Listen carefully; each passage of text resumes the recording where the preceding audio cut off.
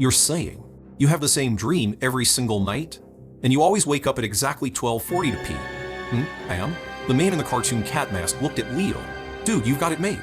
In your dreams, you can kill anyone you want, do anything you want. You can even try all sorts of insane, death-defying stunts, damn. Just thinking about it gives me a rush. Clink. The man slammed a magazine into his handgun and chambered around. But tonight, you won't have to look for thrills in your dreams. I'm gonna show you something real. He pointed a finger at the bank across the street. My guy, just pried open the bank's door. Let's go. Leo nodded, adjusted the Ultraman mask on his face, and stood to follow the man's pace. What should I call you, boss? On the street, they call me Muggs. The man grinned, the thick flesh on his face squeezing the cartoon cat mask into an even more cartoonish shape. Just call me Muggs. Muggs, what's my job? It's not time for a code breaker like you to step in yet. Just follow me and don't wander off. They broke into a jog, and Leo followed Muggs to the bank's entrance. Is it all done? Muggs asked. The subordinate nodded. Muggs pressed the pistol to the subordinate's forehead. Bang! Blood splattered across the wall. He casually wiped the muzzle of his gun and patted Leo's shoulder. One less person to split the money with now. That means a bigger share for us. Wasn't he your guy? He had sticky fingers. For our safety, he couldn't stay. As Muggs spoke, he pulled Leo inside. The two arrived at a fork in a corridor. A masked man was fiddling with a distribution box. Still not done? Muggs urged. Snip. The masked man cut a wire and freed a hand to wipe his sweat. It's done. The alarm system is disabled. Bang! Another shot, this time to the back of the head. Blood filled the distribution box. Hey boss, you're making me feel a little unsafe here, Leo said, pointing at the corpse on the floor. Did this guy have sticky fingers too? Muggs grunted. This one's hands were clean, but he was hitting on your sister-in-law. You tell me, could I let him live? Is being your subordinate that hard? Oh, don't worry about the small details. Shouldn't you be happy there's one less person to split the money with? Leo pushed his arm away. You're not planning on offing me later to keep all the money for yourself, are you? Absolutely not. Muggs patted his chest, then pulled a gray tape-wrapped object from behind his waist and handed it to Leo. What's this? C for explosive. Muggs pointed to the switch as he explained to Leo. Your brother Muggs is an upfront guy. I don't do petty things. If you think for a second I'm about to kill you, just press that switch and blow your brother Muggs to smithereens with you. Feel better now? Alright, sounds good. Leo gave him a thumbs up and took the C4. The two continued forward. A masked man ran up from an underground passage. Boss, I've cut the main power line. Bang! Brains all over the floor. Bro, this guy. It's cool, Muggs. Leo waved his hand, indicating he was used to it. Just tell me how many people are left to split the money now. Just the two of us. Just the two of us. Muggs pushed Leo forward quickly. Look, we're at the vault. It's time for you, the code breaker, to work your magic. Before them was a thick black wall with a silver combination locked door in the middle. What's the code? Spit. If I knew the code, why would I need a code breaker like you? Muggs pointed at his watch. Stop messing around, buddy. Hurry up. We don't have much time. Once the main power is restored, the security system will automatically sound the alarm. I know you're in a hurry, but don't be. Leo walked up to the combination door and started tinkering. Muggs paced back and forth, the flesh on his face twisting into a knot. How long do you think you'll need? 10 minutes. Muggs exclaimed. That's way too long. 9, 8, 7. Muggs stared in shock at Leo, who was sprinting away. Then he turned his head and saw the C for explosive stuck to the combination door and the constantly changing read numbers on the detonator. Shit. He dove for cover outside the wall. Boom. The earth-shattering explosion pierced his eardrums. Countless bricks and iron chunks rained down on his body. Muggs wiped a face full of blood and roared, "What the hell? You're a code breaker. This is how you crack a code. You can't say it's not efficient." Leo walked over, covering his ears, and pointed at the collapsed wall in front of him. Look, inside is the vault. Muggs climbed up, cursing. Experts, not a single one of them is reliable. Leo stepped through the large hole blown in the wall. It was his first time ever inside a bank vault, but it was completely different from what he had imagined. How is there not a single cent? The vault was completely empty. There were no stacks of cash like he'd imagined, nor were there mountains of gold bars like in the movies. The walls of the vault were lined with rows of neatly arranged safe deposit boxes. Leo walked closer to inspect them. Each safe deposit box had a different name on it. Leo. Wow. Leo took a step back, staring at the name on the last safe deposit box. Leo, the one and only. Why was his own name on this safe deposit box? Click. Behind him, the hot muzzle of a gun pressed against the back of his head. Muggs, have mercy. Leo decisively raised his hands in surrender. Muggs, you have to be reasonable. I don't have sticky fingers, and I didn't hit on your sister-in-law. You can't just clean house and wrongly accuse me, right? Alright, Muggs, I admit it, I did lie to you. Actually, I'm not a codebreaker at all. I was just wandering around the square, picked up an Ultraman mask for fun, and then you just popped up and dragged me into the car without a word. But I had no idea that Ultraman mask was your secret signal. Honestly, I only lied to you for fun, I didn't mean any harm. Besides, if you had brought the real codebreaker today, he probably wouldn't have been able to crack the code by morning. Meeting me was a stroke of luck for you. A light, silvery laugh came from behind him. I'm not that stupid. If I couldn't crack a vault door by dawn, what kind of codebreaker would I be? Immediately, the hot gun muzzle left Leo's scalp. Leo turned around. He saw that the person behind him was a slender woman with her hair in a bun, wearing an Ultraman mask identical to his own. Where's my Muggs? The woman pointed her chin at her feet. Muggs, wearing his cat mask, lay in a pool of blood, a gun in his hand and a large hole in the back of his head. You killed him? If I didn't kill him, you would be the one dead right now. The woman kicked the body aside. He was planning to kill all of you and take the money for himself. He was not a good person. Your team is really hard to manage. Don't include me. I'm not with them. The woman pushed Leo aside and walked toward the safe deposit boxes on the wall. This was my first time meeting him too. I don't know him, I only recognize the cartoon cat mask. Could your secret signal be any more retro? The woman ignored Leo. She brushed past him, her eyes scanning the safe deposit boxes on the wall one by one. Finally, she stopped in front of the one labeled Leo. Looking at the 8 combination aisles on the box, she grunted and tossed aside the small computer in her hand.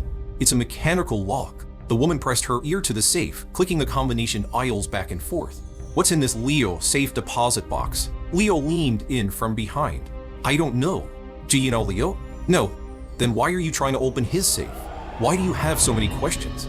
Through the Ultraman mask, the woman glared at Leo. Go chill, somewhere else. She continued to fiddle with the combination lock. Leo looked at the 8 combination aisles on the safe and pondered. Try 19,990,320th. What? The woman looked at Leo impatiently.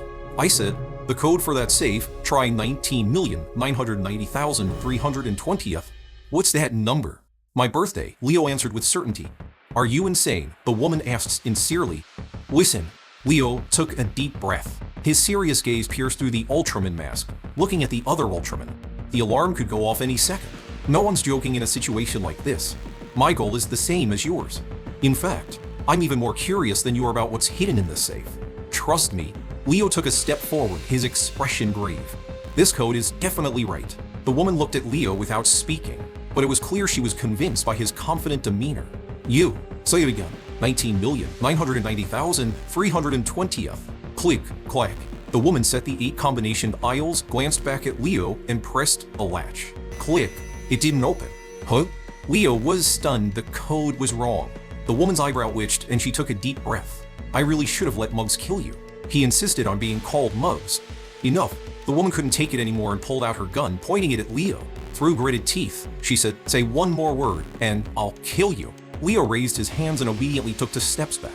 He wasn't afraid of dying, but he was more curious about what was hidden in this safe. Click, clack, clack. The woman kept trying to crack the code, but made no progress. Leo squatted on the ground, chin in hand, thinking, but he was also clueless.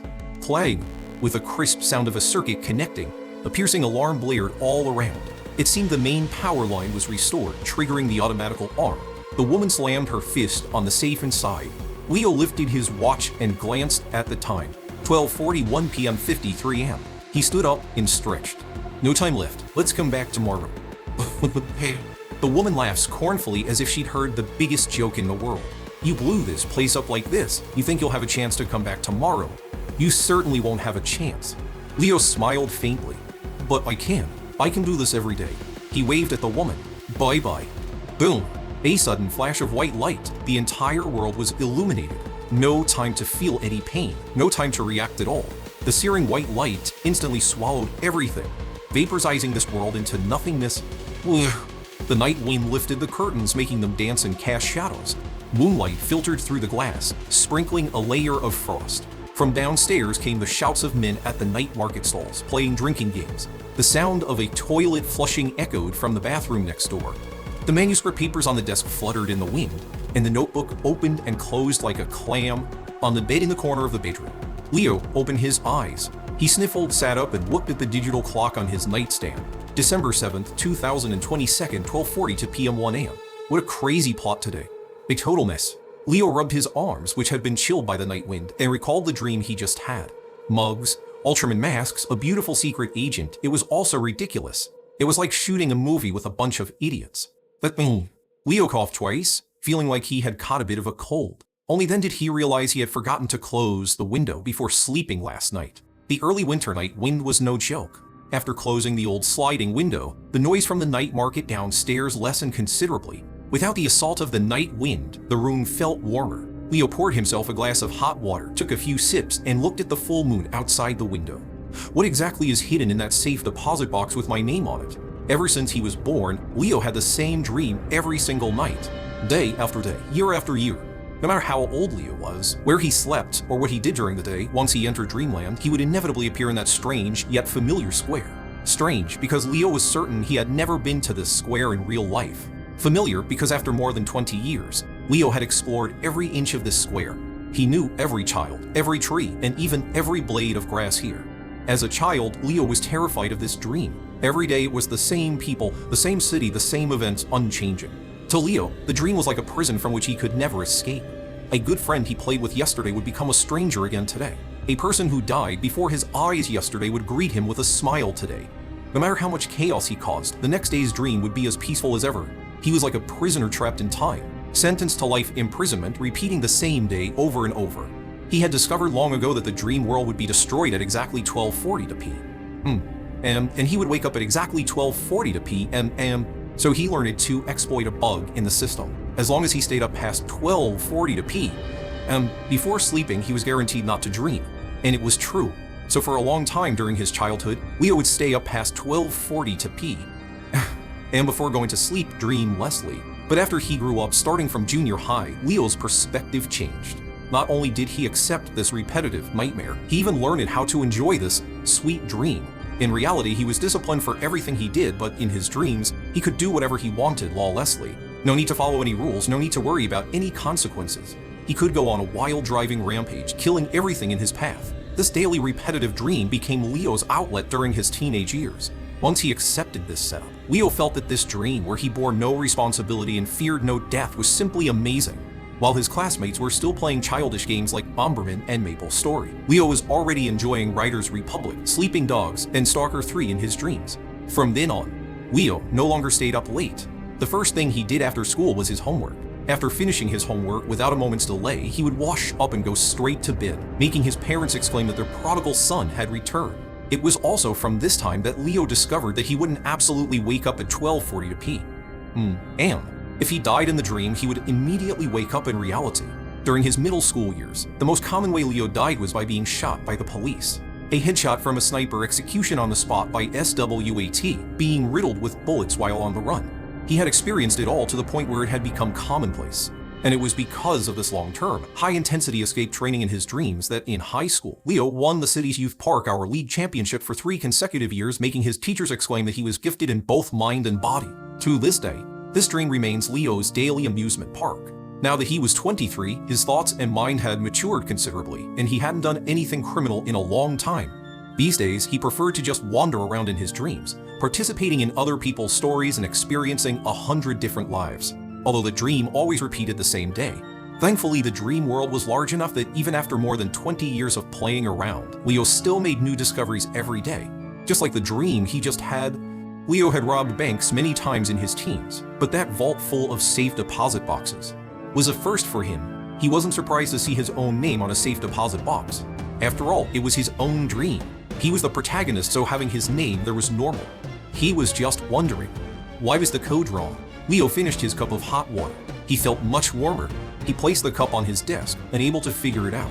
According to his long-standing habit, most of his passwords were his birthday, easy to remember and simple. Nearly all of his online account passwords were 19,990,320th. That's why he was so confident in his dream earlier. But why was the code wrong? An 8-digit password. He really couldn't think of a second possibility. Ding! The phone on the nightstand lit up with a new message. He opened it and saw it was the work group chat. Jenna, the design team leader, wrote, "Et al. Meeting tomorrow morning at 9 in the 3rd floor conference room. Ms. Xiao wants to personally review everyone's proposals. No one is to be late. Reply when you've received this." Then came several more dings. Several received. Messages appeared below. This group is way too competitive. Leo sighed sincerely. It was already 1 a.m. Were these people Super Saiyans? Didn't they need sleep at night? But complaining was one thing. In his dreams, he could rob banks, blow up buildings, and grin in the face of a gun. But in reality, he still had to humbly reply at 1 in the morning, receive. Time to sleep, gotta get up early tomorrow.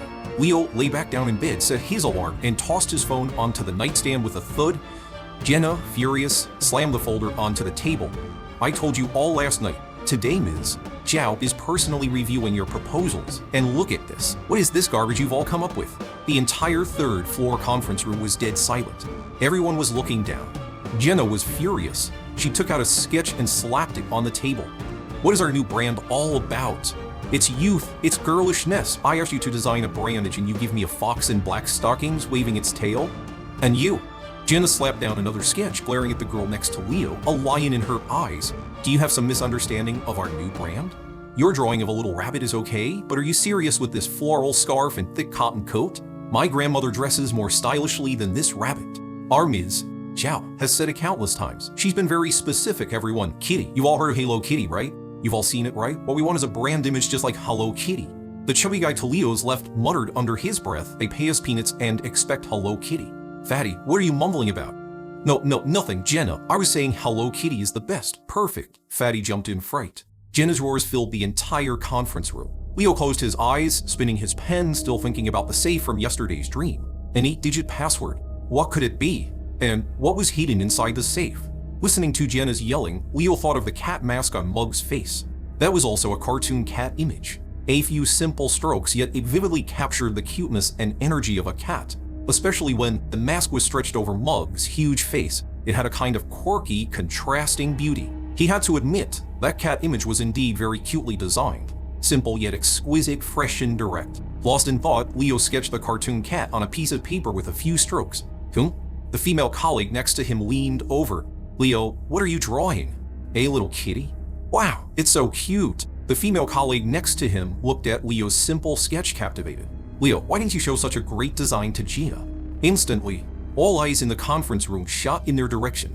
The colleagues from the design department in particular cast pleading looks. What? Let me see. Jen strode over quickly. Right now, she was just putting on a strong front, using her anger to hide her own panic. In reality, she was more nervous than anyone. Claire Zhao was sitting in her chair without a word. But anyone could see she was extremely dissatisfied, extremely angry. Slap. Jenna snatched Leo's draft paper. Gradually, her breathing slowed, her rhythm calmed, and the fiery rage on her head seemed to extinguish. You. This. Jenna scratched her head and smacked her lips. Vince, I think this is pretty good. Jenna placed the draft in front of Claire Zhao. Mills. Zhao, take a look. This is the image Leo designed for our new brand. After the paper was set down, everyone lifted themselves off their chairs, craning their necks to get a look. On the clean white A4 paper, there wasn't much content. Just a cartoon cat head sketched with a few simple strokes. Simple, fresh, minimalist lines. But it exquisitely captured every nuance of its expression and demeanor. Although it was just a simple drawing made with a black pen, the cat's cuteness and vitality seemed to leap off the page as if it were alive. Immediately, everyone started murmuring, "Wow, that cat head Leo drew is amazing. Seriously, it has an indescribable cuteness and refinement. This looks even cuter than Hello Kitty. Hello Kitty is a bit too ladylike, and it doesn't have a mouth. But Leo's cat really gives off a more youthful, vibrant feeling. Young, girlish, age minus reducing, energetic. This cat Leo drew perfectly matches the keywords of our new brand. That's incredible, Leo. Why didn't you show us this amazing design earlier? A good brand image needs to be simple enough to be recognizable and easy to spread. I think in that regard, Leo's cat is on par with Hello Kitty, Mickey Mouse, and Doraemon. This cute and simple cat head received unanimous praise from the design department colleagues. Jenna, whose heart had been in her throat, finally breathed a sigh of relief. She looked timidly at Claire Zhao, waiting for her to speak. Claire Zhao. She was the founder and current chairman of this company, MX Cosmetics. After returning from her studies abroad, she founded MX Cosmetics, and in less than 2 years, it had already made a name for itself among young people. Beautiful, charismatic, and possessing both skill and talent, she was like a female protagonist, straight out of a modern urban novel. At this moment, she was staring intently at the draft paper before her, lost in thought. Everyone waited for her to speak. Finally, Claire Zhao's eyebrows relaxed. Not bad, right? Right, Miss Xiao. You see, our design team does have capable people. Seeing the crisis was averted, Jenna started hyping Leo up like crazy. Leo is our team's secret weapon, our cornerstone, our anchor. I usually give artistic talents like him complete creative freedom, never interfering or asking too many questions.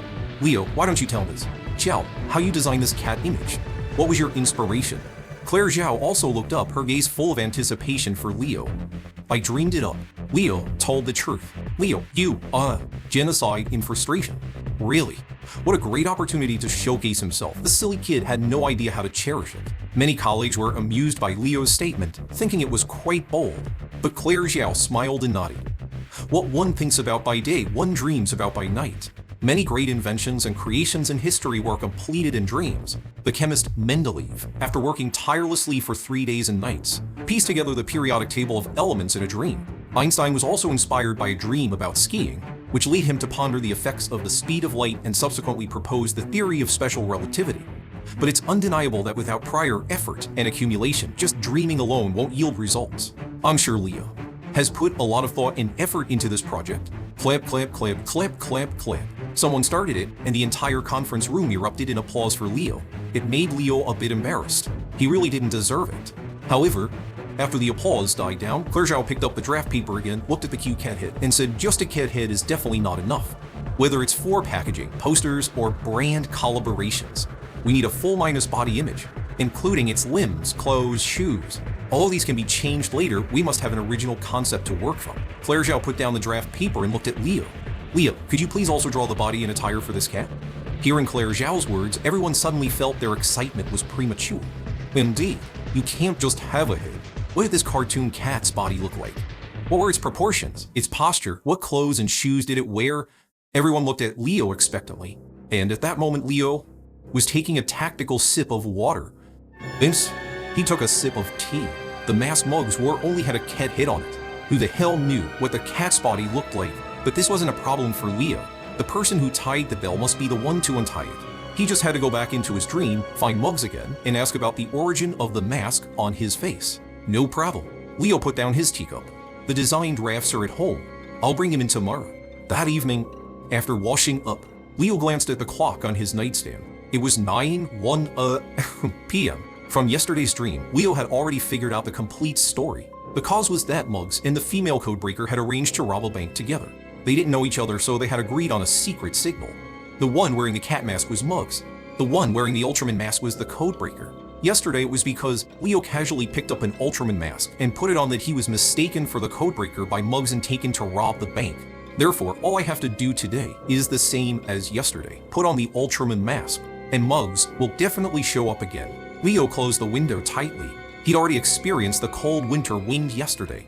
Tonight, he had to add another blanket. He set his alarm, placed his phone on the nightstand, and turned off the light. Time to sleep. Oh, a hot summer breeze rustled by, and Leo smelled the unique fresh scent of green leaves. He opened his eyes.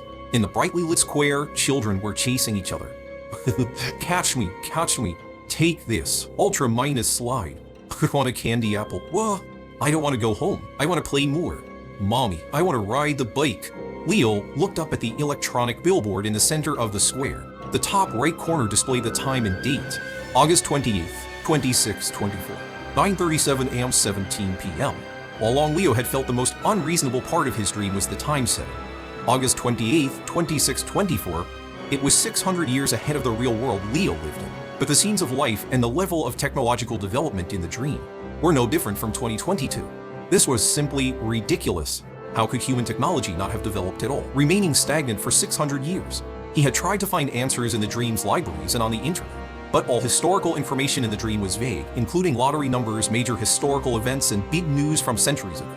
None of it had specific descriptions. The history he could find in the library was too recent and felt like reading alternate history or tabloid literature, still unable to explain his question. Probably, it's due to your lack of imagination. Leo had once discussed this with his friend. His friend had said a person's dream in the end is created by the brain's imagination. Therefore, nothing can appear in your dream that is beyond your own cognition. Your brain simply can't imagine what the world will be like in 600 years, so naturally you can't dream about it. Maybe if you watch more C-5 movies, it will improve. Leo thought this explanation was very plausible, but unfortunately, Even after watching hundreds of C-5 movies, his dream remained the same day after day without any change. Later, after he started having a blast in his dreams, he came to accept this unreasonable setting. A dream is inherently fictional, so being unreasonable makes it more reasonable. He had met Muggs around 10 o'clock yesterday. He had to act now. Leo walked towards the little boys who were chasing and fighting each other. Ultra minus kick, ultra minus elbow. The two kids got more and more into their fight, moving farther and farther away, not even noticing when their masks fell off. Key item, Ultraman mask acquired. Leo picked up the mask and put it on his face. Two sharp whistles. Leo had just turned around when a thick arm grabbed him and started running. There you are, buddy. This square is full of kids in Ultraman masks. It was damn hard to find you. Before him was the familiar cat mask and the familiar fleshy face. Come with me, the car's over there. My guys have already gone to the bank ahead of us. Hang on, Muggs. Leo stopped Muggs. I have a question. Say it. This cartoon cat on your mask, what's its name? You mean this? Muggs pointed at the distorted mask on his face. This is Kit Kat. You don't even recognize it. It's really popular. For an old guy, you're pretty up on things. My daughter loves this cat. I used to buy her a lot of toys. All right then. Leo shook off Muggs' hand and turned to walk towards the toy store. I forgot something. You go wait in the car. Slap. A fat hand slammed down on Leo's shoulder. Have we met before? First time. Then, how did you know my name was Muggs? Muggs stared intently at Leo. A hot summer wind blew past as if time itself had stopped. Neither of them spoke. Laughing children ran past them, and the vast square felt isolated from the world. Muggs' left hand moved towards his waist. Leo slowly turned his head. Ultraman stared at Key Cat. You want to know? I do. Because your face, your mug, it's just so big. Huh? Muggs frowned, and the Key Cat mask was squished flat. Leo brushed the hand off his shoulder. Forgive me, I just couldn't ignore that big face of yours. If you mind, I can call you something else. Muggs burst out laughing. You're pretty sharp, kid. On the street, they call me Big Minus Face Muggs. Just calling me Muggs is fine. Go get your thing, we're in a hurry. Leo waved his hand and walked into the toy store. This Muggs, he had thought he was a crude and reckless person, but he was surprisingly sharp. Hello. Leo walked to the toy store counter. I'd like to buy a Kit Kat doll. Of course, sir. They are on this shelf. The salesperson led Leo to a shelf of dolls. Several layers were filled with Kit Kat dolls. It seemed Muggs was right, this thing was really popular. Leo picked up a basic model and began to examine it from top to bottom, carefully studying the cat's structure, proportions, limbs, and clothing. He needed to look carefully here, memorize the details. When he woke up at 12:40 to pee, he could just draw it from memory. He had to admit, this Kit Kat was designed to be incredibly cute, comparable to Hello Kitty in every aspect. Leo scanned it visually from different angles. Although this could be considered plagiarism in the design field, but could copying from one's own dream be considered copying? Everything in my dream is just what I imagine, right? I'm the original author. Leo looked very carefully. Hey, what are you doing over there? With a loud shout, Muggs rushed over angrily. He grabbed Leo and started pulling him away. Why don't you have any sense of time, buddy? Let's go. Smack. As they passed the cash register, Muggs slapped down a golden $1,000 bill. I told you, there were piles of money here, piles of gold bricks. This vault was completely empty. Except for the safe deposit boxes on the surrounding walls, it was utterly bare. Muggs went berserk. He strode forward and grabbed Leo by the collar. He pressed a gun to Leo's temple, veins bulging. You tricked me. You are the one who said there was money here. That's why I came with you. I never said that. I did. A clear female voice came from behind. Muggs stretched his neck to look behind Leo. Bang! Leo felt a watermelon explode on his shoulder, and red juice sprayed all over his face. There were also some bone fragments. Exciting. Leo wiped his ear, feeling the adrenaline rush. He pushed Muggs' body away, the smell of blood filling his lungs with every breath. In his previous dreams, he had been headshot by snipers countless times, but being an observer was different from being the participant. This was the first time he had experienced a headshot up close. The woman approached with light footsteps. Why did you lie to Muggs? Leo looked at the woman. What did I lie to him about? You told him there was money and gold bricks here, but in reality, your goal was just the safe deposit boxes, right? None of your business. The woman rolled her eyes at Leo. Go chill somewhere else. Don't make me regret saving you. With that, the woman walked along the wall, examining the names on the safe deposit boxes one by one. Leo wiped his neck with his clothes, only then remembering. In yesterday's dream, this woman had also killed Muggs when he was about to kill him, saving his life. And just now, when Muggs had a gun to his head, the woman had deliberately called out to distract Muggs and then killed him. It was strange. He had no connection to her, had never even seen her face. Why would a ruthless killer like her not only not kill him, but also save him? Why did you save me? None of your business. This is not a fun way to have a conversation. At that moment, the woman found her target, the safe deposit box with the name Leo on it. She tossed aside the small computer in her hand and began fiddling with a combination lock, no longer paying any attention to Leo. Alright, let's make a deal.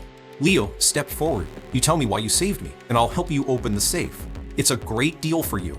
The woman was amused. You really think putting on an Ultraman mask makes you a code breaker? I'm better at cracking codes than a code breaker, Leo replied. Ow, why should I believe you? Because Leo pulled the elastic band from the back of his head. He took off the Ultraman mask and stared directly at the woman. I am Leo. Get in the car, buddy. Why are you so slow? Mug saw that Leo hadn't followed. He ran back, opened the car door, and hurried Leo inside. It's almost 12, brother. Quick, quick, quick, quick. Leo sighed. His only goal tonight was to sketch Key Cat. He had no intention of robbing a bank again. Who would have thought this mug would drag him along by force? Fine, since I'm here anyway. Leo got out of the car and followed Muggs. They arrived at the bank entrance. Is it done? Muggs asked. The subordinate nodded. Bang! Blood splattered all over the wall. Muggs wiped his gun. One less person to split the money with now. We can both get a bigger share. Right? Leo nodded. You can't keep someone with sticky fingers like him around. What the? Muggs froze his eyes wide as he stared at Leo. How did you know that? Look at his face. Disloyal is practically written all over it. Are you serious, buddy? Muggs scratched his head. He looked at Leo with confusion. Forget it. Let's go. The two arrived at a fork in the corridor. Snip. A masked subordinate cut a wire. It's done. The alarm system is disabled. Bang. The distribution box was filled with blood. He deserved it.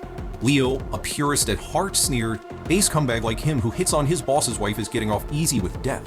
What the hell? Muggs was so shocked, he practically jumped. How the hell do you know about that? He spat, his face green with anger. Who leaked this? If even you know about it, does that mean the whole world knows that I, Muggs, got cheated on by my own subordinate?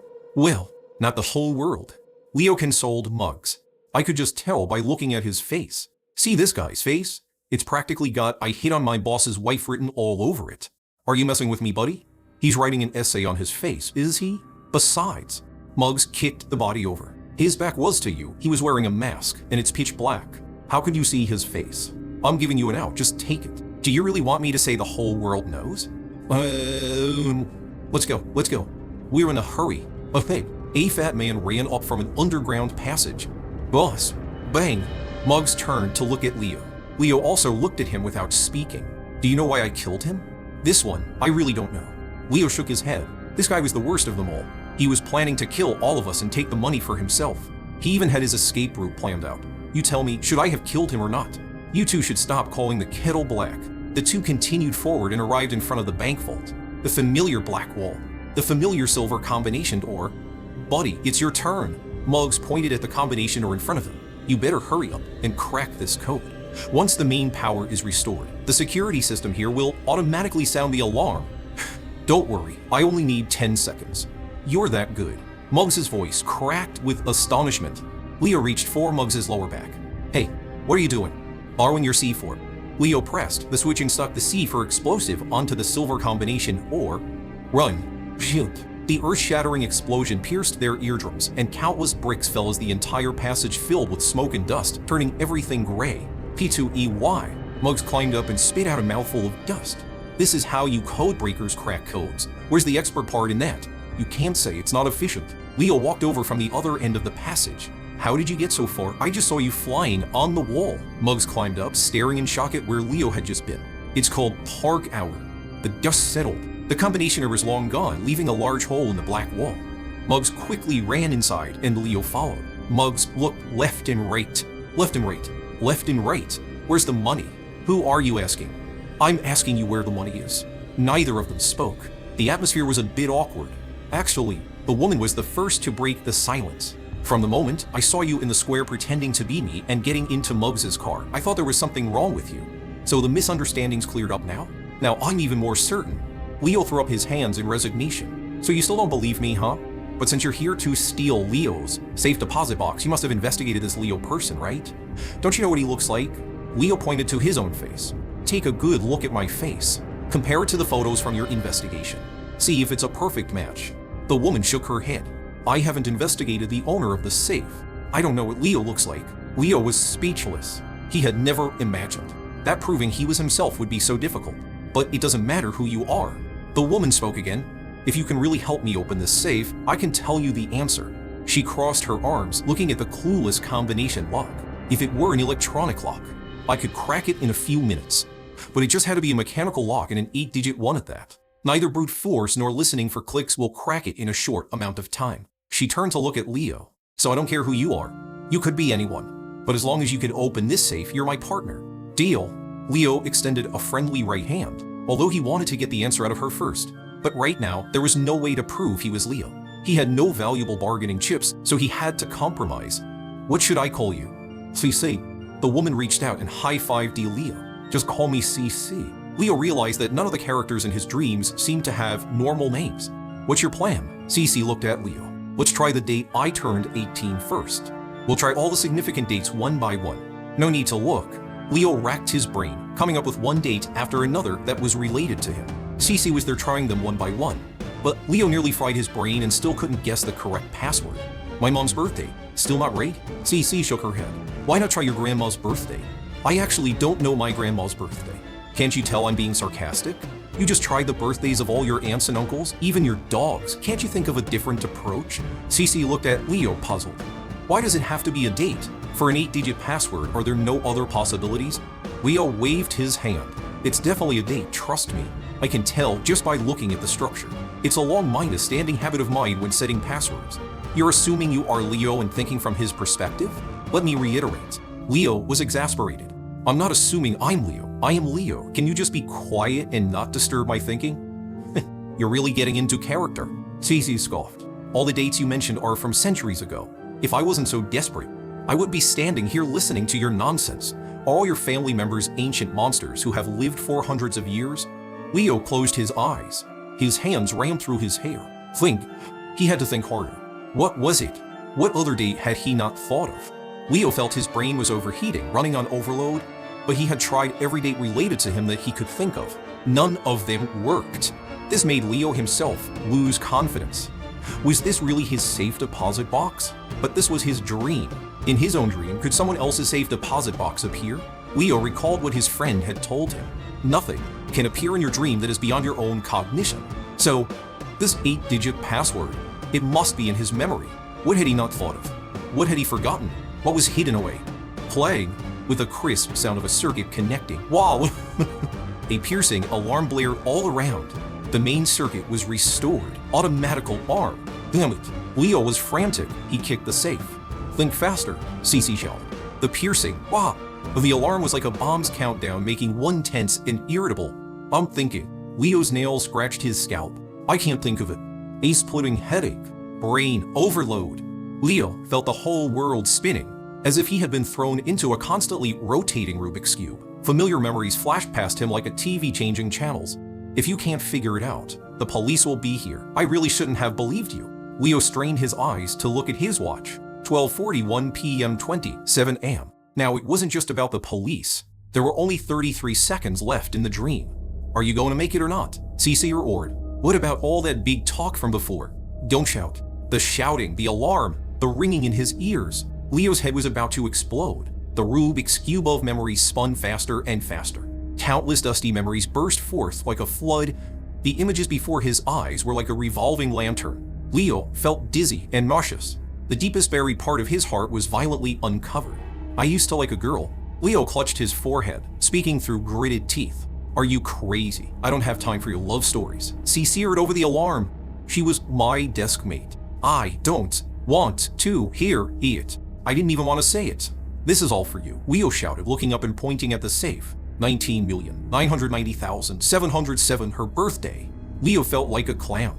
His most shameful secret, his last shred of dignity, had been torn away. Hurry up. Click, clack, clack. CC quickly spun the combination aisles and slammed her fist on the latch. It didn't open. The code's wrong. 12:41 p.m. 47 a.m. 20,150,609. Leo shouted, covering his ears. What date is this one? Don't tell me it's the day you confessed. CC shrieked over the deafening alarm. Damn it, stop guessing and just enter the code. It's entered. 12:41 p.m. 56 a.m. Cece gritted her teeth. She used all her strength and slammed the latch. Thump. It didn't open. Leo instantly felt weak, his head spinning. His last glance was at Cece in front of the safe. In his blurry vision, Cece turned her head. Her resentful gaze pierced his soul. Liar. 12:42 p.m. 0 a.m. Boom. A searing white light suddenly appeared, swallowing everything. December, early winter morning. In a clean and tidy bedroom, Leo opened his eyes. Tonight was exceptionally quiet. Perhaps because the weather had turned cold, the noisy night market stalls downstairs had long since gone silent. Leo opened his eyes. He stared at the ceiling. He didn't get up for a long time. He felt an uncomfortable sensation all over his body. It was a strange sense of shame. So old, yet still shouting out embarrassing teenage stories. Leo rubbed his feet, wriggling under the covers to wrap himself even tighter. Good thing it was just a dream. It would reset tomorrow anyway, and no one would remember. But he was utterly surprised. Even after going all out like that, the safe's password was still wrong. It really made Leo wonder if this was his safe at all. Whatever. Leo scratched his head, threw back the covers, and sat up. Time to get to work. The dream was fake after all. The daily grind in reality was more important. After putting on his pajamas, Leo sat at his desk, turned on the lamp, and began drawing the Kit Kat he had memorized from his dream onto a sheet of paper. The design of Kit Kat was itself simple and exquisite, with not too many details, so it was very easy to draw. In less than 20 minutes, Leo completed the front, side, and back views of Kit Kat on the draft paper. Whether it was the details of the limbs, the clothing, the tail, or the shoes, Leo had restored them all into one based on his memory from the dream. Perfect. Leo wiped his hands and blew the eraser shavings off the desk. With such a complete draft, I can easily turn it in tomorrow. Looking at the Kit Kat drawing before him, Leo couldn't help but think of Muggs again. After the dreams of the past 2 days, he had completely figured out the feud between Muggs and the codebreaker, CC. Wrestling. Leo took out another sheet of white paper and began to sort out his thoughts on it. Story flow. Muggs' daughter was killed by someone when she was 6. He needs a lot of money to get revenge for her. The codebreaker CC wants to get into the bank vault. Her goal is to open Leo's safe and get what's inside. CC deceives Muggs, telling him there's a lot of money in the bank, so they agree on a secret signal and plan to meet up to rob the bank together. Muggs always intended to kill everyone else and take all the money for himself. Meanwhile, CC planned to kill Muggs after entering the vault since there wasn't a single cent inside and Muggs would surely not let her go, so she had to strike first. In the end, Muggs didn't get the money and CC didn't open the safe. A lose-lose situation. Slap. Leo kept his pen, looking at the analysis he had written. This was the story of Muggs and CC. They were like NPCs in a game world, repeating this plot day after day, year after year. Leo knew very well, although he had only played with them for 2 nights. This feud between Muggs and CC had been replayed countless times over the past 20 years, starting and ending on schedule every night. If he hadn't participated, their ending would be the same every day. But Leo tapped the white paper with his pen. I am the only variable. Hold on. Leo had treated his dream as an RPG game, which was a very interesting experience. Everyone in the dream was an NPC. They each had their own plots, their own tasks, and Leo could freely participate, understanding a story, joining an event, or changing an outcome. After all, in a dream, he could do whatever he wanted with infinite reloads and countless attempts. So Leo rarely encountered problems he couldn't solve or missions he couldn't complete. But this time, the difficulty is quite high and there are too many things I can't figure out. Wrestle. Leo took out another A4 sheet and wrote on it. Unsolved mysteries? What exactly is hidden inside the safe? What is the password to the safe? Why did CC save me? Her attitude towards me is also very subtle and strange. That's all for now. Leo looked at these 3 questions weighing on his mind. He felt that the first were completely without clues or breakthroughs. As for the third question, why did CC save him and why was her attitude so subtle? It feels like it's not the first time she's seen me. At least she never thought of killing me. But it's hard to say. She doesn't know me at all. Actually, she trusts me quite a bit, willing to listen to me and try so many passwords. That's also hard to say. Maybe she was just desperate? His thoughts were getting messy again, almost worthy of a literary prize. Leo yawned. I should get some sleep. I can't take things in a dream too seriously. There are too many unreasonable things. The next day, the company conference room. Everyone stared at the drawing on the table, stunned. Wasn't this just a rough sketch yesterday? How to become a 3-view drawing today, so complete, it's ready for production and printing. Are you stupid? Yesterday, Leo just casually drew a sketch. It doesn't mean he only started designing it yesterday. For the design to be this complete, Leo must have been working on it privately for at least 2 months. It's so cute. I've never seen such a beautiful little cat. I said it yesterday, this cat Leo designed has great potential. Once it's refined and colored, it'll definitely be no worse than Hello Kitty. From a professional perspective, this cat's design language is very avant-garde. I can't even imagine which girl could resist buying something with such a cute cat on it. Leo is truly a silent achiever who makes a big impact. Normally, when President Claire Zhao was present, everyone was more reserved and would never dare to discuss things so loudly. But the work Leo presented today was so shocking that they couldn't suppress their astonishment. First, the efficiency was fast. Second, the quality was high. If everyone didn't know the inside story, they would have thought Leo had plagiarized a finished product from another company. Today, Claire Zhao was dressed in black, looking particularly sharp and heroic, exuding an aura of keeping mere mortals at a distance. But now, as she looked down at the design, a gratified smile appeared on her face. This is a truly excellent brand image, far better than I had imagined, than I had expected, several times better. It's clear that Leo has put a great deal of effort into designing this cat. I suddenly feel that just using this cat as a mascot for advertisements is too much of a waste. I have a new idea now. But before that, we need to give this cute cat a name. Claire Zhao looked up at Leo, her eyes full of approval and admiration. Leo, since you designed this cat, you should be the one to name her. Everyone looked at Leo. Many colleagues from the design department secretly gave Leo a thumbs up. The name of this cat. Leo stroked his chin and saw the banner on the big screen that read 7th Discussion Meeting on the Rhine Brand Image Design. Since the company's new brand is called Rhine, then let's name this cat the Rhine Cat. The Rhine Cat? That's simple, that casual? Colleagues murmured among themselves. What's wrong with the Rhine Cat? Leo explained, since it's the brand image, its primary purpose is to promote the brand.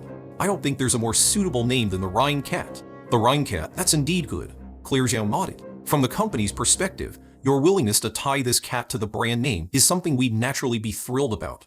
Of course, since you've made such a great contribution to the company, we will not treat our talent poorly. Clamp, clamp. Claire Zhao clapped her hands, signaling for everyone to be quiet. Now I will announce a new personnel appointment. A personnel appointment? Hearing that there would be a change in personnel, everyone immediately quieted down and sat up straight. Claire Zhao picked up the Rhine Cat design and looked at the crowd.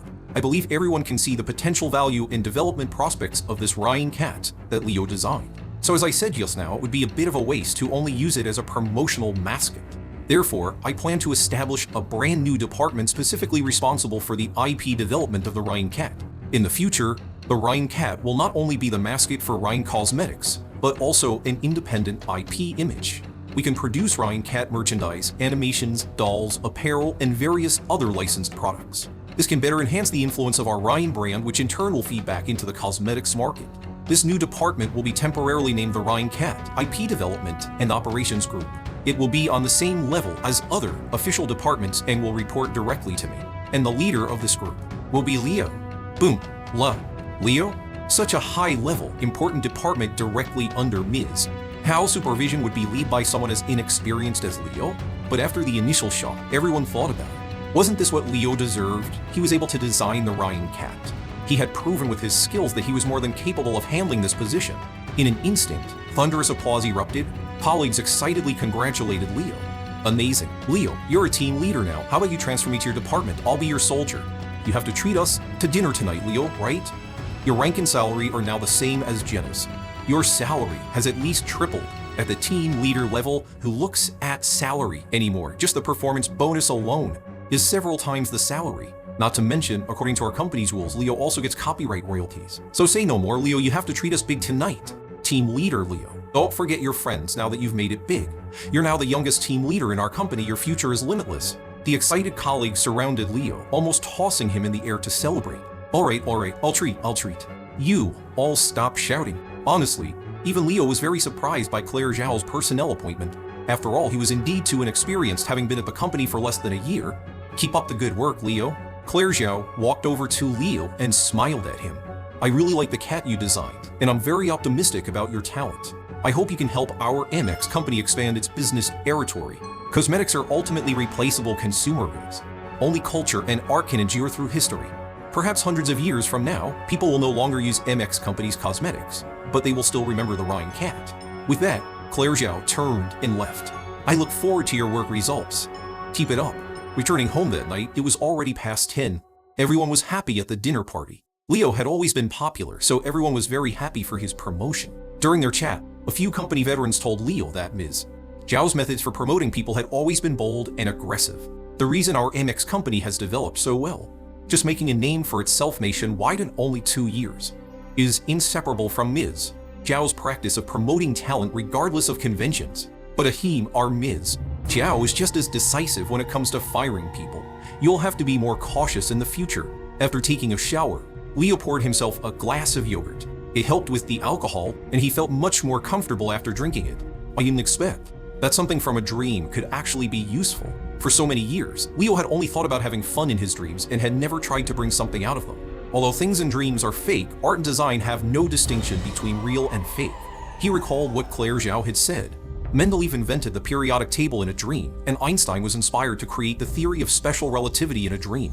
So it was reasonable that he created the Rhine cat in his dream. No, in the dream it was called cat. Leo yawned. Actually, Rhine cat sounds better. He brushed his teeth and washed his face and went to bed. The familiar dry summer wind, the familiar scent of fresh leaves. Leo opened his eyes. It was still the same familiar square. Everything was as it always was, unchanging. It was just that he had gone to bed too late today, so there were no children running and playing in the square. They had probably all gone home to sleep. Leo looked back at the road. Muggs's van wasn't there either. At this time, he had probably already met up with Cece and headed for the bank. What should I do? Leo looked around and saw that the toy store he had visited before was still open. Now go check out the Kit Kat dolls again, see the other styles. Since Claire Zhao valued him so much, he couldn't let her down at work. In that toy store, there was a whole shelf of Kit Kat dolls. There were large ones, small ones, and some keychain, pendant, and stationery merchandise. As the leader of the IP development and operations group, how could he pass up such a good opportunity to source new products? Leo walked straight into the toy store and headed for the Kit Kat shelf. However, where are the Kit Kats? The shelf before him had no trace of a single Kit Kat. It was all filled with various dolls he didn't recognize. In an instant, a chill ran down Leo's spine. An indescribable sense of fear spread throughout his body. It had changed. The dream had actually changed. For over 20 years, 4,000s of nights, all his dreams had been absolutely identical. Children would always fall at the same time and place. The radio would forever broadcast the same news. Even the leaves blown down by the wind would land in the exact same spot every time, without the slightest deviation. But now, the toy store was still the same toy store. The shelf was still the same shelf. But the Kit Kat dolls that should have been on it were all gone. The sudden sense of strangeness made Leo feel a bit suffocated. Is this still my dream? Leo whipped his head around. He saw the salesperson standing behind him smiling. Sir, can I help you with anything? I'd like to buy a Kit Kat doll. They were here before. Kit Kat?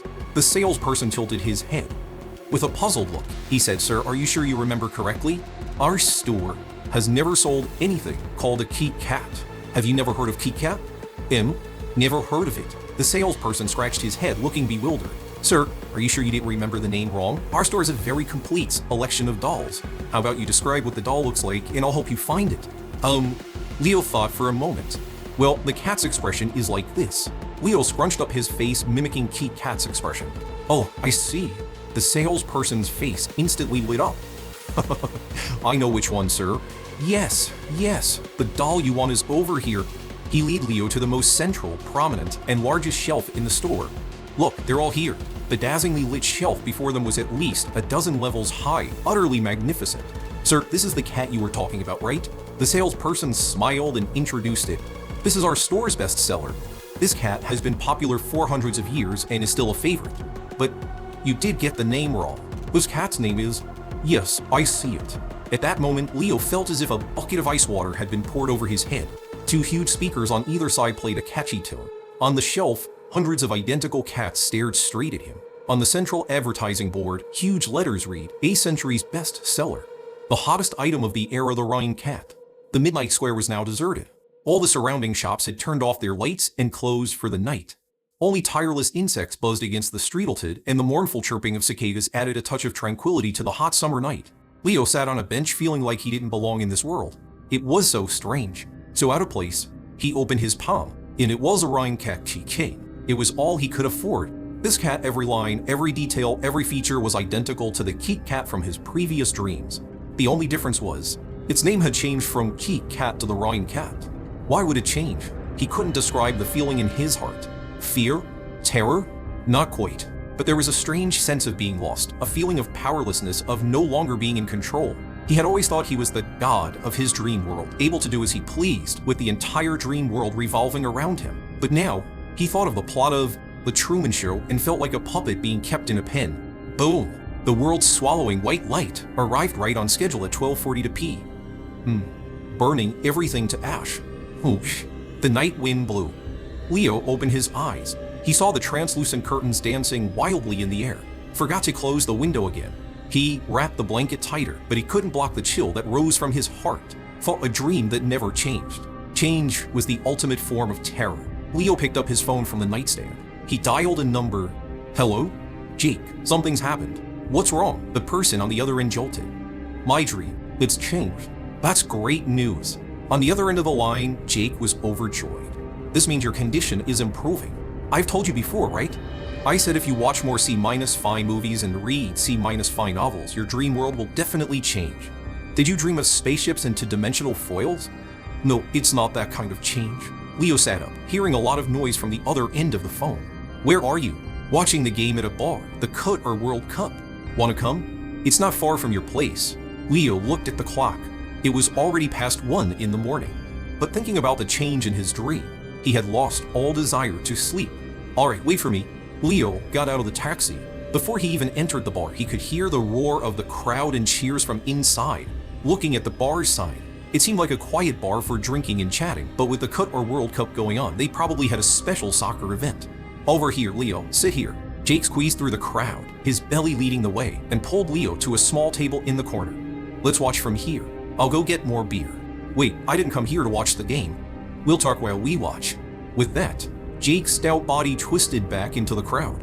Jake, he was Leo's childhood friend.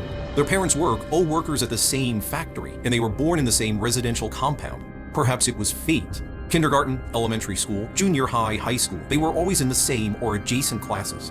It was just that Leo's grades were much better than Jake's. Thanks to his excellent sketching scores in the art exam, Leo, with his decent academic scores, got into East Harbor University. Jake went to a vocational college up north. After graduation, Jake also came to East Harbor City to work and was currently a car salesman at a dealership. Leo trusted Jake a lot. Even after having the same looping dream for over 20 years, Leo had only ever told Jake about it. Here we go. Jake shuffled over with a load of beer, set it on the table, and opened a few bottles. Have a beer to calm your nerves. So tell me, man, what's going on? Clink. After a gulp of cold beer, Leo finally felt a sense of reality. Okay, so it's a bit of a long story. Leo put down his beer bottle and using his hands and words began to tell Jake. From encountering mugs and seeing the Kit Kat mask, to all the events at his company, how he replicated Kit Kat from his dream, casually named it the Ryan Cat, and then returned to his dream only to find that overnight, everyone had forgotten the name Kit Kat as if it had vanished without a trace, and the cat's name had inexplicably become the Ryan Cat. Jake kept nodding, drinking, and staring into space thoughtfully, a tense look on his face. I get it. Jake put down his beer bottle, his eyes hazy. So you drew a cat in reality, and then it appeared in your dream. You didn't understand a damn thing. Leo slammed his hands on the table. I've been seriously explaining this to you for so long, and that's all you got out of it. Jake suddenly leapt up, screaming, howling like a banshee. He pounded the table like a gorilla. Whoa, what's gotten into you? Leo jumped back in shock. Only then did he realize everyone in the bar was dancing and cheering just like Jake. Go, awesome, Messi is awesome. It's in the bag. Argentina is awesome. The king, Leo looked back. The large projector screen in the bar was replaying the goal. You weren't listening to me at all. Hey, I was, I'm listening. Jake sat back down grinning and poured Leo a full glass of beer. We've known each other for over 20 years. You've told me about your dream hundreds of times. It's basically the same old story, right? The point is, why has the dream been unchanged for over 20 years, but it changed today? Leo emphasized. Thump. Jake chugged his beer, slammed the glass on the table, and pointed at Leo. It's actually very simple. I'll tell you why. You've seen the movie Inception, right? Jake poured himself a full glass. A person's dreams are actually controlled by the subconscious mind. You know, the subconscious? You're usually not even aware of its existence, but it's always there subtly influencing your actions, emotions, and your dreams. To put it simply, the subconscious is your underlying cognition. Even if you don't perceive it, that doesn't mean it's not there. Many times, a person can deceive their own heart, their own brain, but a person can absolutely never deceive their own subconscious. Jake leaned over to glance at the big screen behind him, then turned back to Leo. Do you get it? Was that too deep? I get the literal meaning. Leo nodded. He had seen Inception too. It was a great movie. In the movie, the protagonist uses a machine to enter other people's dreams and extract information. But what does that have to do with the change in my dream? Because your subconscious has changed. Jake downed another beer. Let me ask you, in your subconscious right now, what do you think this cat should be called? Leo thought seriously for a moment. The Rhine cat. See, that's it. Your subconscious thinks it's the Rhine cat. So of course the version in your dream has to be updated. It's that simple. It's that simple. Leo frowned. Is your theory reliable or not? Can you really take a movie's premise as fact? Jake chuckled, wagging his index finger cheekily. I didn't just learn this from a movie, you know. Look. He opened his phone, went to someone's social media page, and held the phone up to Leo. This client of mine is a psychologist very famous in East Harbor. We added each other on social media when she bought a car. She often posts this kind of stuff on her page, and I read it and learn from it in my spare time. Leo glanced at the social media page. It was filled with shared psychology knowledge and lecture content. Really, your little problem isn't even worth stressing over. Jake waved his hand dismissively.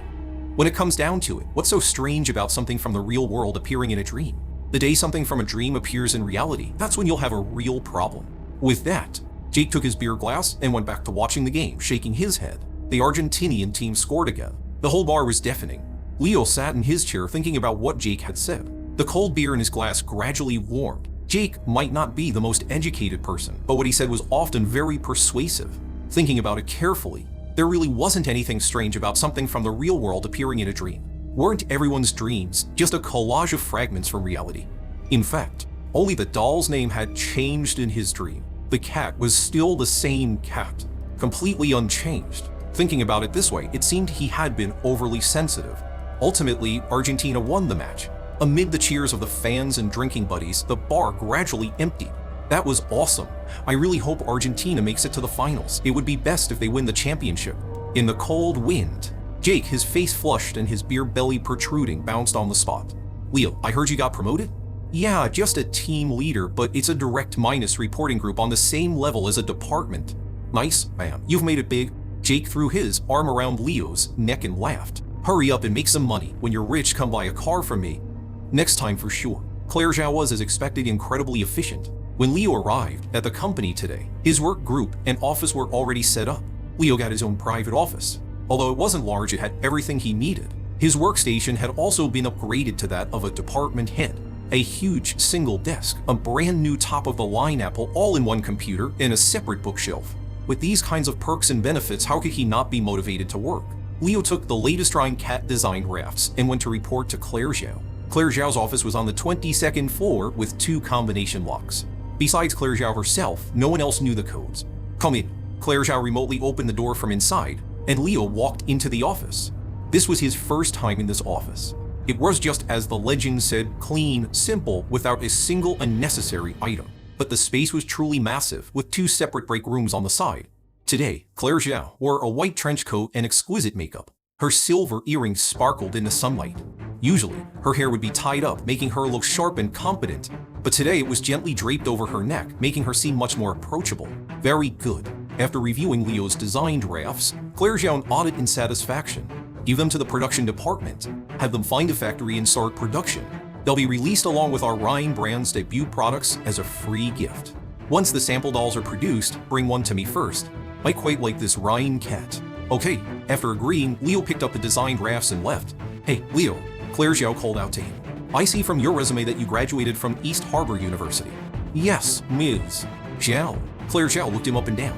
Do you have a suit? I have one. Bought it for job interviews. Go to the mall next door.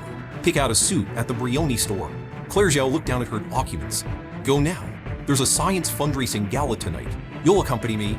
I'll send you the address later. Oh, thump. The heavy office combination are closed, leaving Leo standing outside, bewildered. What was this? Claire Zhao was asking him to accompany her to a gala? What was this about?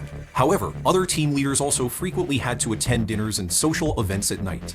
Perhaps this was just something that came with being a leader. Leo returned to his office, assigned some work to his 4 team members, and then headed to the mall next door. The shopping district next to the company's office building was the most high-end shopping mall in East Harbor City, filled with luxury brands. All along, this place had no connection to Leo. This was his first time visiting. Following the directory, he quickly found the Brioni that Claire Zhao had mentioned. It was a men's suit shop with a classic and elegant decor. Welcome, sir. A young, beautiful woman smiled and bowed, gesturing for Leo to come inside. As the saleswoman explained, Leo learned that Brioni was an Italian brand with a long history. Leo guessed why the saleswoman was explaining this in such detail. They had a sharp eye and could tell a customer's purchasing power at a glance. This seemingly detailed explanation was actually a polite way of probing. If a customer couldn't afford it, they would naturally retreat, and everyone would understand without any embarrassment. This was the subtlety of a luxury brand. The cliché of a snobbish sales associate looking down on people probably only existed in urban novels from 10 years ago. "Hello, Mr. Leo." Just then, a slightly older woman who looked like a manager came out and bowed to Leo. "You must be Mr. Leo from MX Company, correct?" Leo nodded. The manager smiled. "My apologies, Mr. Leo. I was occupied with something just now and didn't come out to greet you in time. Ms. Xiao has already informed us.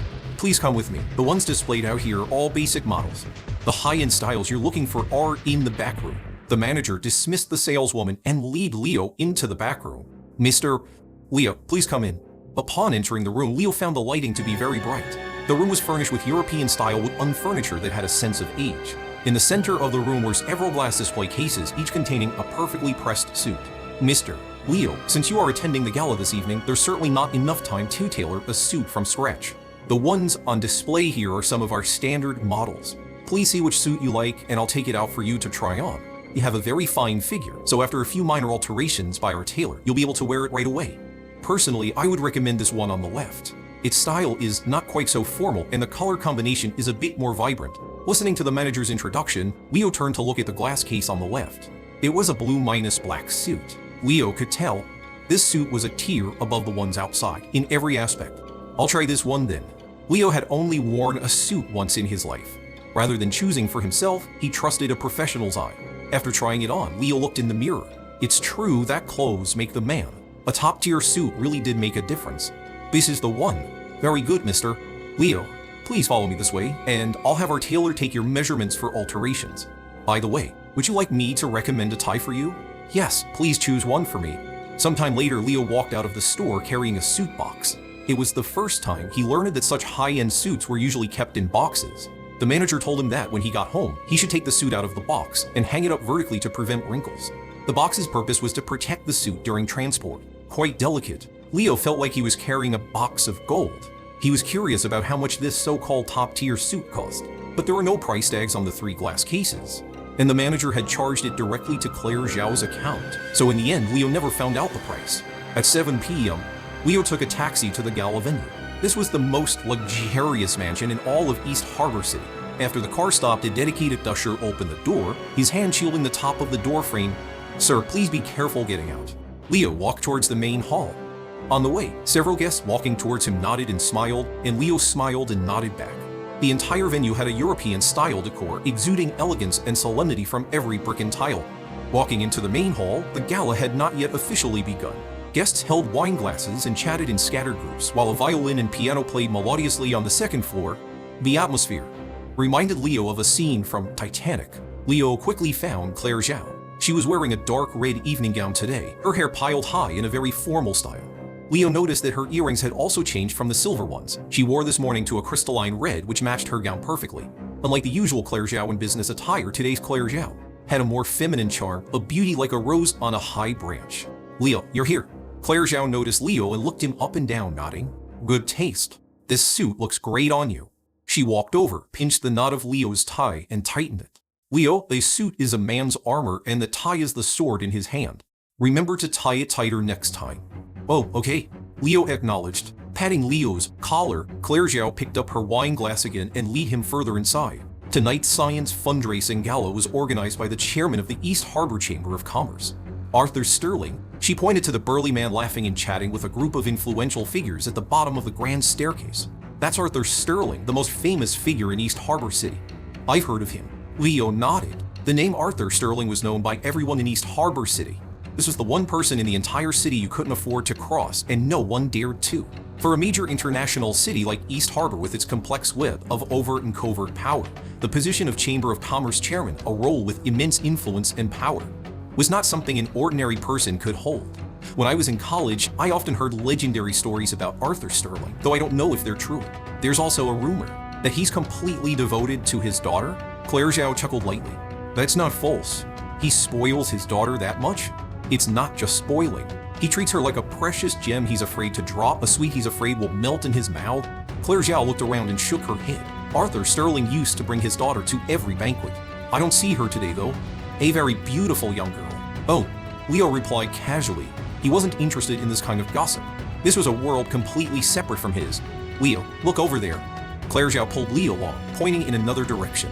There was a man standing alone in a corner of the hall, completely out of place with the rest of the gala. He was wearing a very casual shirt, his face had unshaven stubble, and he wore thick, square glasses that were currently fogged up. That man over there was Professor Zhu from East Harbor University. Did you know him when you were a student? No, Leo said honestly. East Harbor University was so large, with so many colleges and professors. Leo couldn't even recognize all the professors in his own college, let alone from others. Professor Zhu is the only scientist in the country researching hibernation pods. He hasn't made much progress in his research, not even finalizing the basic theories, let alone any substantial breakthroughs. There are people in this country still researching that. It sounds to see -5. Claire Zhao smiled faintly. He's the only one, because he's researching something so outlandish. No research institute wants him. His former teachers and students have all left him. Everyone thinks he's crazy. For so many years, he's only managed to become an associate professor through seniority without any research achievements. He can only stay at the university, teaching while conducting research in his lab. But Claire Zhao stared at the swirling red wine in her glass and continued. Perhaps that's just how fate works. When you hit rock bottom, you bounce back. Some time ago, he failed again while researching the filling liquid for the hibernation pod, but he accidentally discovered a new chemical substance. This substance, when combined with water molecules, forms a single molecule thin film that is breathable but completely impermeable to water, and it's harmless to the skin. Claire Zhao placed her wine glass on the table and took a new one from a nearby waiter's tray. This chemical substance, for Professor Yi's hibernation research, is undoubtedly a failure. But Leo, do you have any idea what this substance means for our skincare industry? Breathable, and it locks in moisture. Isn't this just a moisturizer? An ex-company was a beauty company. Although Leo worked in the design department, he still had some basic knowledge of cosmetics and skincare. Women have 3 main demands for skincare products: whitening, anti-wrinkle, and moisturizing. Currently, no moisturizing product on the market can provide absolute, long-lasting hydration. When applying makeup to achieve a moisturizing effect, one typically has to apply several layers of skincare products. A layer of essence water, a layer of lotion, and a layer of moisturizing cream. Not only is it troublesome and heavy, but it's also uncomfortable on the skin. But looking at Professor Yu's chemical substance, its properties perfectly solve many of the problems with current moisturizing cream products. Therefore, in the field of moisturizing skincare, a new type of moisturizer using this chemical substance would absolutely dominate. Wouldn't it sell like crazy? I understand. Leo said slowly, if we can secure the rights to use this chemical substance for our new brand, Rhine, as its debut product, we could completely disrupt the entire skincare market. At least in the moisturizing sector, we would be in a league of our own. Exactly, Claire Zhao nodded. Right now, all the major beauty companies around the world have offered Professor Zhu very high prices. Many companies have even offered licensing fees of several $1,000,000. Yes, Leo sucked in a breath. Several $1,000,000, and that's just the licensing fee. It was truly outrageous. But Leo was a professional in the cosmetics industry, and he knew very well that Professor Zhu's product was definitely worth that price. If they could get exclusive rights, it would essentially be a death sentence for all other brands' moisturizing products. Enough to monopolize the entire moisturizing market. Actually, the terms our Amex company offered were even better. Claire Zhao smiled brightly. But Professor Zhu won't even talk to us. The good news is, he's not talking to any other company either, so we still have a chance. Come on, Leo. Let's go say hello to Professor Zhu. Leo also picked up a wine glass and followed behind Claire Zhao to a corner of the hall. Professor Zhu saw Claire Zhao approaching and turned to leave. Professor Zhu, long time no see. Claire Zhao smiled and stepped forward to greet him. Professor Zhu turned back and gave an awkward smile. Congratulations, Professor Zhu. Claire Zhao raised her wine glass, intending to clink it with his. Your research is truly a groundbreaking invention. I believe that if it's applied in the right field, it can definitely realize its proper value. However, Professor Zhu did not clink glasses with Claire Zhao. He looked down and gave a self-deprecating smile. You mean that ridiculous failure of a product? I've been ridiculed enough already. No, Professor Zhu, I don't think it's a failure. You should cherish your research. Ms. Zhao. Professor Zhu raised a hand to interrupt Claire Zhao. He looked up, his expression serious. Ms. Zhao, I'm very happy to see you here today. If you are here to donate funds to the cause of science, then I will drink as many glasses with you as you like. But if you are here for any other purpose, then I'm sorry, but I cannot accompany you. Leo narrowed his eyes. It was clear that Professor Zhu did not welcome Claire Zhao and was even repulsed by contact with these beauty companies. You're too kind, Professor Zhu. Business is business. Claire Zhao maintained her smile. Today, I am here solely to support the cause of science and scientific research with no other intentions. That's good. Then on behalf of the scientific researchers of East Harbor City, I thank you, Ms. Zhao. Professor Zhu extended his wine glass to clink with hers, and Claire Zhao deliberately lowered hers slightly. Clink. After the toast, they both drained their glasses. Professor Zhu put down his glass and looked at Claire Zhao. Ms. Zhao, I hope to see you more often at events like this and not in my laboratory. With that, Professor Zhu turned him left. Claire Zhao took out a white handkerchief, pinched a corner, and dabbed the red wine stain on her lip. You see, Leo, he's always had this attitude towards us. Today was actually one of the better days. Leo nodded. He had had very little contact with Claire Zhao before, not even exchanging a single word. He had thought this woman was always aloof, no matter where she was. But now, it seemed, she had her own difficulties. She had to smile apologetically at Professor Zhu and bow her head to ask for a toast. But there was no helping it. The company had to grow. The people under her had to eat. Claire Zhao was only 23. It had been less than 2 years since she graduated and returned from abroad, yet she had built the company to this scale. Her family and background must be quite good, and she surely had family support. It was just that Leo couldn't understand why she would choose to start her own business instead of enjoying a comfortable life in her family's enterprise waiting to take over. Few people in the company knew about these things. Claire Zhao probably had her own reasons, her own ideas. Professor Zhu must be short on research funds, experimental equipment, and so on. Why isn't he willing to trade that failed product for money? Leo was very confused. Once he has the financial support, he can build his own lab and conduct research under better conditions. He might actually be able to achieve something. Claire Zhao put down her handkerchief and smiled helplessly. This is probably the pride and stubbornness of a scientist. He has failed for too long, been ridiculed for too long, so he can't accept selling his failed product, selling it all over the world. That accidentally created chemical substance is a treasure in our eyes. But to Professor Zhu, it's perhaps a scar of shame. Every time it's mentioned, it's a heart-wrenching pain. Claire Zhao put down her wine glass, crossed her arms, and looked at Leo. You also graduated from East Harbor University. Can you help me think of a way? Oui? Leo was stunned. For a moment, he was reminded of a scene from the Itexis version of Journey to the West, where a minor demon is ordered by his boss, go and get rid of the Tang monk and his disciples. What could he possibly do? You high society elites and business tycoons are getting the cold shoulder from Professor Zhu. How could a mere team leader like me, a nobody in his eyes, possibly negotiate this major deal for you? I'll ask around. That was all Leo could say. He finally understood why Claire Zhao had brought him to this gala. She probably thought that since he and professors who were alumni, he might be able to connect with him later. But she had really overestimated him. Perhaps the outstanding performance of the Rhine Cat project had given Claire Zhao a deep misunderstanding of his true abilities. But that cat was copied from a dream. He also copied Professor Zhu's research from a dream. Before long, the gala officially began. The sounds of the violin and strings stopped, and the entire hall fell silent. Everyone stopped chatting and turned to look at the grand staircase in the middle of the hall. Arthur Sterling was seen smiling as he descended the grand staircase, raising his wine glass to survey the room. Welcome, everyone. Having so many scientific luminaries in business, elites here today truly brightens up my humble abode. The hall erupted in thunderous applause. Leo had only seen Arthur Sterling's back before, which was very burly. This was his first chance to see his face. His gaze was sharp, and his square face was etched with strong, defined features. In his younger days, he would have been considered a standard handsome man. Even though Arthur Sterling was over 50, he was still full of vigor. Though he wore a smile, his naturally imposing aura still made people hold their breath. After the applause subsided, Arthur Sterling slowly descended the staircase and came to the middle of the hall. His voice was resonant and powerful. For many years, I have firmly believed that science and technology are the primary productive forces. The life we have today, the prosperity and strength of our nation, are all thanks to the development of technology, thanks to the hard work and diligent efforts of our scientific researchers. I believe that the development of any industry is backed by the support of technology. The unsung scientists who work day and night are the heroes we should respect and admire the most. A person like me with little learning. I've just been lucky enough to ride the wave of the times and establish a foothold here in East Harbor. When it comes to contributions to society and the country, I can't even compare to a fraction of what our scientific researchers have done. This is also the purpose of my hosting this science fundraising gala today. I hope that all you young business talents will also pay more attention to the development of scientific research. and contribute your own strength to the technological takeoff of our nation. I won't say much more. Arthur Sterling put down his wine glass and raised his right index finger high.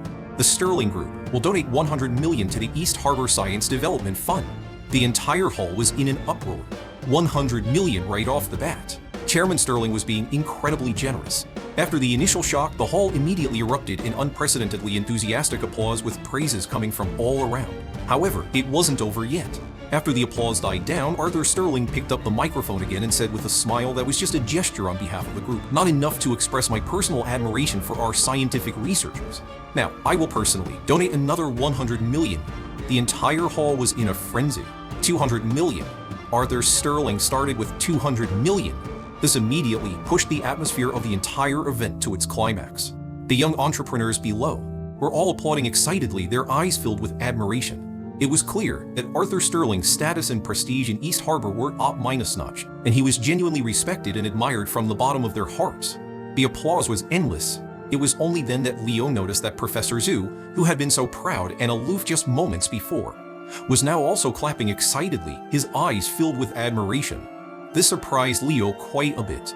That professor seems to really admire Arthur Sterling, Leo said in a low voice. Claire Zhao smiled and shook her head. What man doesn't want to be Arthur Sterling?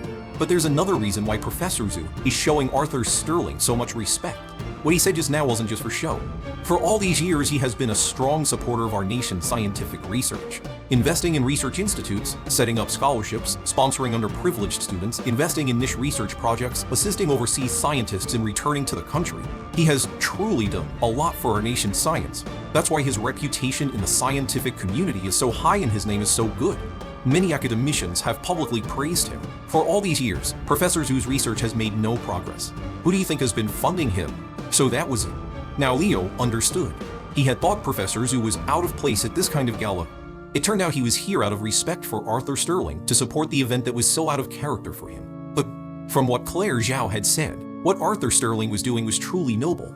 He was indeed worthy of respect. Next was the donation segment for various entrepreneurs. The smallest donation was several million. Claire Zhao donated $10 million. It was clear that those invited today were no ordinary entrepreneurs. Arthur Sterling's circle was not something ordinary people could break into. Being rich or noble was just the basic entry ticket. So far, Claire Zhao hadn't even been able to exchange a word with Arthur Sterling. After the donation segment came the traditional bowl. All kinds of high-end pastries and food were placed on tables around the perimeter of the hall, leaving the center open as a dance floor. The symphony orchestra on the second floor officially began, and the classical, elegant sound of strings filled the entire hall. Arthur Sterling had left at some point, and Professor Zhu left when the ball began. Now, most of the guests were dancing in the center of the dance floor, leading their partners in a tango. A few people sat at the surrounding tables, enjoying the food and chatting happily. Claire Zhao sat at a dining table, elegantly eating a pastry and sipping red wine. Leo stood behind her. He noticed that many people wanted to invite Claire Zhao to dance, both young and old. But after seeing Leo's presence, they all had a look of sudden understanding, then smiled slightly and turned away. Should I stand farther away? Leo bent down and said. Claire Zhao dabbed the corner of her mouth with a napkin, her eyes closed. If you stand farther away, then what was the point of me bringing you here? Sit down and have something to eat. The rest of the time was quite boring. Claire Zhao sat there, her eyes closed, lost in thought. Leo guessed she must be thinking about how to persuade Professor Zhu. Her $10 million donation today was probably to curry favor with him.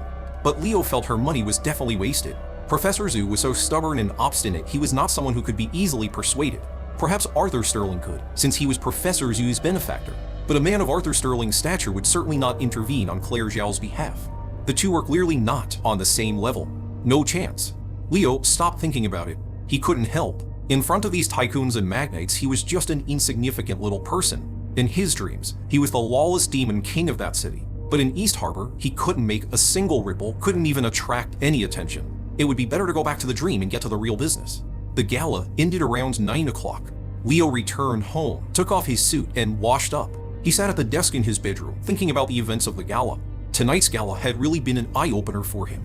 Everyone lived in the same East Harbor, on the same piece of land, yet they lived completely different lives. They spent hundreds of millions as casually as if they were spending plain money. They lived fairy tale lives as if everyone was a prince or princess. This was clearly the real world, yet it felt more dreamlike than a dream. Speaking of dreams, Leo propped up his head, his gaze sweeping over the 2 sheets of white paper on his desk. They were from a few days ago when he was analyzing the incident with Muggs and Cece in his dream. One sheet was the story flow detailing the causes and effects of their feud. The other was Unsolved Mysteries listing the 3 questions that troubled Leo. He picked up the sheet with Unsolved Mysteries written on it. He looked at the 3 questions written there. First, what exactly is hidden inside the safe? What is the password to the safe? Why did Cece save me? Her attitude towards me is also very subtle and strange. The first question. No clue. Even though it was his own dream, he had no idea what he would need to keep so secret, hidden in such a secure bank safe. But from Cece's reaction, it was clear that whatever was inside was very important to her, which was why she would take such a huge risk to rob a bank. What could it be? Since it was his dream, whatever was in the safe must be something within his own cognition, right? Leo couldn't figure it out. He really couldn't understand what shameful secret he had that needed to be hidden in such a deep safe. The second question, what was the password to the safe? Also, no clue. With a password, it's either right or it's wrong. There's no in between. Leo had tried every 8-digit password he could think of, but the code was still wrong. This made him very puzzled. He was now even more curious than Cece. What on earth was the password to this safe? Last time in the dream, he had truly racked his brain, trying every combination of dates he could think of, not just every birthday, anniversary, and significant date he could remember. He had even tried dates related to the dream. Things like 26,240,828, 26,240,829, and even adding the time 42 in both forwarder. He was really at his wit's end. Leo couldn't figure it out. Since the safe appeared in his dream, it must be his safe, right? But he couldn't open his own safe. It was too bizarre. However, of these 3 questions, the third question was the one that bothered Leo the most. He looked down at the paper. Third, why did Cece save me? Her attitude towards me is also very subtle and strange. Ugh. This was also the only question with clues and a possible answer, because Cece herself definitely knew, she just wasn't willing to tell him. Cece, recalling the sound of Cece's voice now, Leo felt a strange sense of familiarity. He must have heard it somewhere in reality before, and not too long ago, probably within the last few months. The more he thought about it, the more familiar it sounded. He had really heard that voice somewhere. It was pleasant, spirited, and very distinctive, but he just couldn't remember when or where he had heard it. An illusion? Actually, a lot of people have similar voices. On TikTok, there are tons of girls whose voices sound exactly like Wesley the sheep. Leo shook his head, clearing his thoughts, and continued to ponder the question. So, why did Cece save me? Leo propped up his head, unable to figure it out. To her, he and Muggs were both criminals of the same nature. There was no reason to kill only Muggs and not him. Besides, he was the one who blew up the bank, so he was hardly innocent. Leo picked up a red pen. He circled the third question twice. To get this answer, he could only ask Cece herself. But here's the problem. Leo frowned slightly. Cece herself knew the answer, but she wouldn't tell Leo unless he helped her open the safe. But Leo didn't know the password. It was an unsolvable loop. Unless, break the deadlock. Leo's eyes were determined. He knew in his heart that he couldn't get the answer from Cece through normal means, so he would have to use unconventional means. Cece was clearly a very smart woman, not as easy to fool as Muggs, and she was skilled, had a gun. Leo probably couldn't overpower her in a direct confrontation. He closed his eyes, thinking, got it. Soon, Leo had come up with a plan to break the deadlock. This was his plan. First, after meeting up with Muggs, first gain his trust, then tell him he's been deceived. Form an alliance with Muggs, set up an ambush for Cece in the bank vault. Wait for Cece to appear, use a strategy to subdue her, and get the answer. I definitely can't do it alone, but if I use Muggs at 2 on 1 should be no problem. The pen spun rapidly between Leo's fingers. This plan should work. Leo didn't actually want to do anything to Cece. He just wanted an answer. After getting the answer, he would make things difficult for her. They would go their separate ways. He looked at the clock on his nightstand. It was 9:45 p.m. He usually met Muggs around 10. If he fell asleep a little earlier, he could still make it. Leo quickly turned off the light, got into bed, and closed his eyes. The familiar, scorching summer wind blew, making Leo's face feel a bit dry. He opened his eyes and saw the scene he had seen thousands of times before. The electronic billboard displayed the time. 9:54 p.m. I need to get the Ultraman mask quickly. Looking to his right, he saw the same 2 little boys shouting Ultra minus kick and Ultra minus elbow as they fought. These 2 kids were actually old friends of Leo's. When Leo was a child, he would often play with them in his dreams, engaging in duels of light. Back then, Leo was shorter than them and was often bullied by them. In Leo's eyes, they were 2 invincible mountains of flesh. Later, as Leo grew taller, the 2 kids remained the same, and Leo began to act as their big brother. And then, Leo no longer played childish games like Ultra Midas duels. Only these two kids remained, fighting day after day, tireless for thousands of days and nights, until the very principles of the universe wore thin. Leo grew up, but the two of them never did. Time was forever frozen on this single day. Ultra minus kick, Ultra minus elbow. The two kids threw down their masks and fought farther and farther away. Leo walked over and picked up the Ultraman mask from the ground.